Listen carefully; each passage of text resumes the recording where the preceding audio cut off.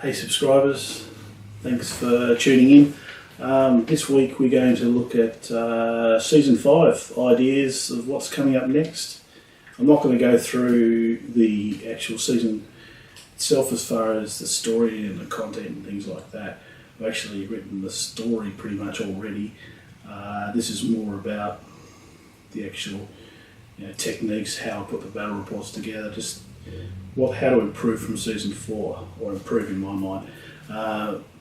Just drawing upon what I did last week, things that we're going to use in Season 5 are definitely using a map like we had with Season 4.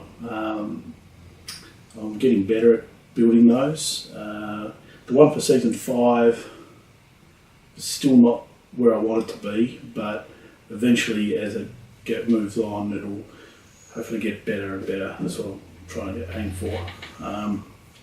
So we're going to have a map in Season 5. We're still going to have a similar amount of battles across the year. It's still going to have a storyline element to it, and that's where I really like to take it. Instead of using large armies, that's probably the big killer, because they take sometimes a month or more to make.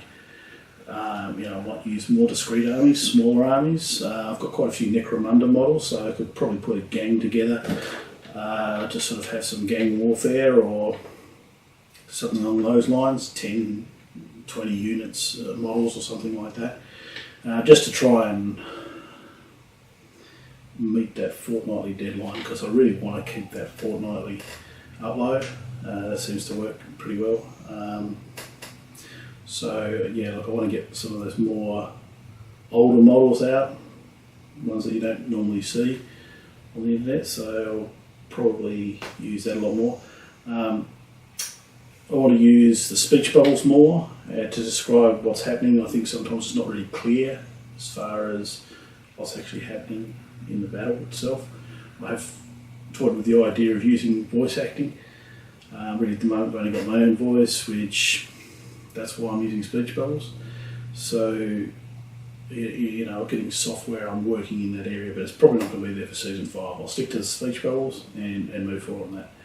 I want to find a way, and it will be used in Season 5, to move large units around, probably not on a stop motion basis, but on another basis, just to save the time of moving 100 or so models across the board. It takes a long time to do that, just for about 5 or 10 seconds of footage.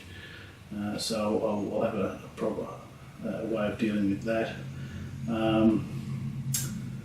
I want to get better sound effects, so I've got sound effects already, but I'm recycling some old sounds and they're kind of getting a bit tired, so I'm going to try and improve and come up with a few more different sounds. So I'll definitely be putting some time into that. I want to use more of the way of cutscenes, loops. Those cutscenes, you saw a fair few of them towards the end of Season 4. I think they're pretty good, and I'm going to keep using them. I want to build more strategy into the speech bubbles, so instead of just one-liners here and there, I want to have describing what the people are doing.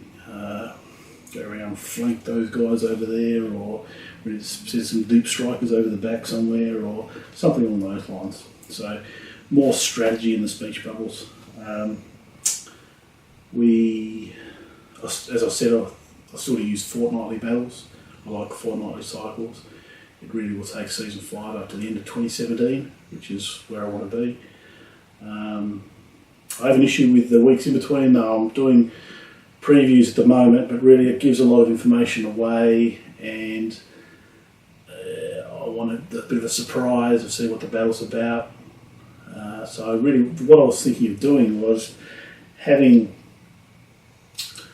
taking a bit of video at the end of each turn and sort of having some commentary regarding what each unit's doing, or why it's over here and there, and basically at the end of it compile that all into one video, and it's basically a battle report in itself, which I can upload the following week. So one week is the stop motion variety, and the next week is the battle report variety. Maybe it'll work, but I'll see how that goes. Right. So what else have we got to do for season 5? It's going to go for all of 2017. I'm thinking of changing the turn structure. Like at the moment it's pretty straight. It says turn 1, turn 2, one side, the other side.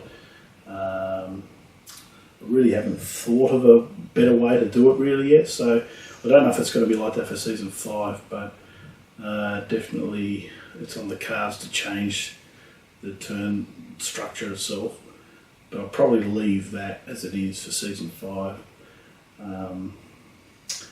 So here we go. I want to get better at making these cutscenes in between using still backdrops, photographs, and videos and things like that, overlaying different models over the top. I think that's pretty good. So I've just got to get better at those. I've got a lot of different software that I want to try, and I'm not going to mention it now because I haven't used it yet, and it'll look pretty embarrassing if I say it and I go, man, I can't use that because I've certainly got a limit of skills that I've got with the utilisation of the software. So you might find a few new things being experimented upon in season 5, but that's how we move forward, is experimentation. So we'll see how we go there. So look, I think that's about it. Now, the one area I was considering going into in season 5 is I was thinking of using drones. It sounds pretty stupid, and someone else is going to probably beat the punch with me on this, but I saw some drone. You could get a mini indoor drone with a camera on it to basically fly over the battlefields and things like that. Now I've said that, someone else is going to do it if they're not already doing it already. So, but really that technology's, for the affordable stuff, is probably not quite there yet. I don't know, but that's probably going to be for the next season after that, because I like to do the flyovers, the aerial look, but I don't really like to pick up my floor and the background. It's hard to get a backdrop all around the place, so I can sort of get, I did see one of these drones, hover camera I think it was, just like a little passport size thing you flip out, and it's designed for indoor stuff. I was going to get one of those, but I think they've only just been released. But I think something like that would work well. So if anyone else is out there making battle reports, I don't know how much they cost, about $1,000 or something like that. I think that'd probably be a good way to start playing with. But otherwise that'll be season 6, something like that. Anyway, I'm not trying to sell them, by the way. I have no connection with that drone company at all. Just think they're pretty cool, that's all.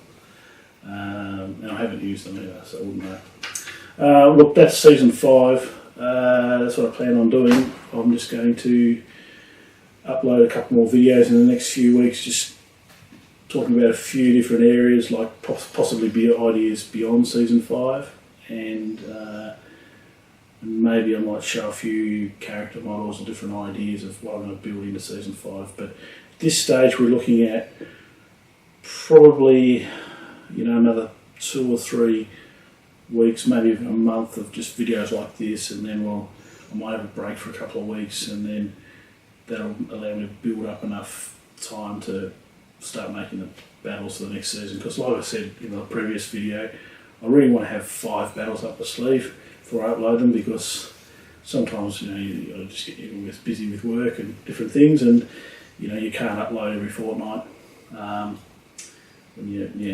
So that's what I'm planning on doing. So I'll stay tuned, and I'll see you next week. Cheers. Bye.